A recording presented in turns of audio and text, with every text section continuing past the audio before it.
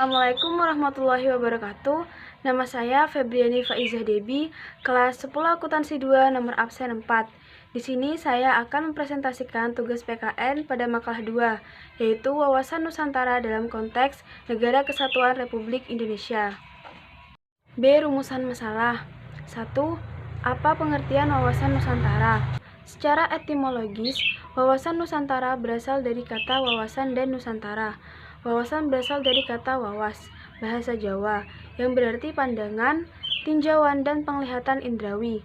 Jadi, wawasan adalah pandangan, tinjauan, penglihatan, tanggap indrawi. Wawasan berarti pula cara pandang dan cara melihat. Nusantara berasal dari kata nusa dan antara. Nusa artinya pulau atau kesatuan kepulauan. Antara artinya menunjukkan letak antara dua unsur. Jadi, Nusantara adalah kesatuan kepulauan yang terletak antara dua benua, yaitu benua Asia dan Australia, dan dua samudra, yaitu Samudra Hindia dan Pasifik. Berdasarkan pengertian modern, kata Nusantara digunakan sebagai pengganti nama Indonesia. Sebagai satu kesatuan pertahanan dan keamanan, selain itu juga, wawasan Nusantara merupakan pencerminan dari kepentingan yang sama, tujuan yang sama, terpeliharanya persatuan dan kesatuan bangsa wilayah Indonesia. 2. Bagaimana kedudukan, fungsi, dan tujuan wawasan Nusantara? B. Kedudukan, fungsi, dan tujuan wawasan Nusantara. 1. Kedudukan wawasan Nusantara. Wawasan Nusantara sebagai wawasan nasional bangsa Indonesia merupakan ajaran yang diyakini kebenarannya oleh seluruh rakyat Indonesia agar tidak terjadi penyesatan atau penyimpangan dalam upaya mewujudkan cita-cita dan tujuan nasional. 2. Fungsi wawasan Nusantara. Wawasan Nusantara berfungsi sebagai pedoman, motivasi, dorongan, serta rambu-rambu dalam menentukan segala kebijaksanaan, keputusan, tindakan, dan perbuatan bagi penyelenggaraan negara di tingkat pusat dan daerah maupun bagi seluruh rakyat Indonesia dalam kehidupan bermasyarakat, berbangsa, dan bernegara. 3. Apa yang dimaksud aspek Trigatra dan Pancagatra dalam wawasan Nusantara? C. Aspek Trigatra dan Pancagatra dalam wawasan Nusantara. 1. Aspek-aspek Trigatra. Letak dan bentuk geografis dipandang dari tiga segi kesejahteraan di bidang politik, ekonomi, dan sosial budaya. Indonesia telah banyak mengalami pertemuan dengan pengaruh pihak asing atau kulturasi. Indonesia terletak pada 6 derajat lintang utara sampai 11 lintang selatan, 95 bujur timur sampai 141 bujur timur. Dilalui garis khatulistiwa yang di tengah-tengahnya terbentang garis ekuator sehingga Indonesia mempunyai dua musim, yaitu musim hujan dan kemarau. 3. Hubungan antar gatra. Antara Trigatra dan Pancagatra serta antar gatra itu sendiri terdapat hubungan timbal balik yang erat yang dinamakan korelasi dan interdependensi.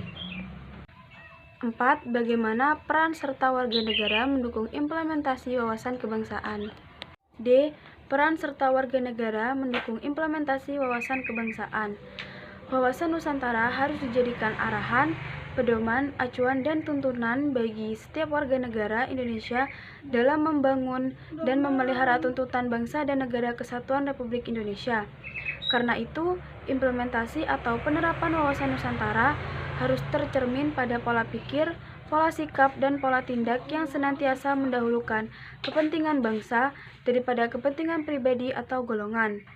Dengan kata lain, wawasan Nusantara menjadi pola yang mendasari cara berpikir, bersikap, dan bertindak dalam rangka menghadapi, menyikapi, atau menangani berbagai masalah menyangkut kehidupan bermasyarakat, berbangsa, dan bernegara. Selanjutnya, saya akan menjawab pertanyaan dari Maharani Yuli Setianingrum. Apa tujuan dari wawasan Nusantara? Tujuan dari wawasan Nusantara yaitu 1. Mewujudkan nasionalisme yang tinggi di segala aspek kehidupan rakyat Indonesia dengan mengutamakan kepentingan nasional.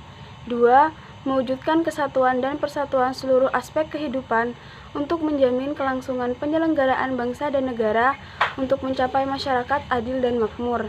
3. Mewujudkan hubungan dengan dunia internasional berdasarkan kemerdekaan, perdamaian abadi, dan keadilan sosial guna mendukung kepentingan nasional. Yang kedua, saya akan menjawab pertanyaan dari Lutfiatun Siska Dewi. Apa saja prinsip-prinsip ketahanan nasional? 1. Bangsa Indonesia cinta damai tetapi lebih cinta kemerdekaan. 2. Pertahanan keamanan dilandasi dengan landasan ideal Pancasila, landasan konstitusional UUD 1945, dan landasan visional wawasan Nusantara. 3. Pertahanan dan keamanan negara merupakan upaya terpadu yang melibatkan segenap potensi dan kekuatan nasional. 4. Pertahanan dan keamanan diselenggarakan dengan sistem ketahanan keamanan nasional. Yang terakhir, kesimpulan. Wawasan Nusantara dalam konteks NKRI dapat kita simpulkan antara lain sebagai berikut. 1. Bangsa adalah orang-orang yang memiliki kesamaan asal keturunan, adat, bahasa, sejarah, serta berpemerintahan sendiri.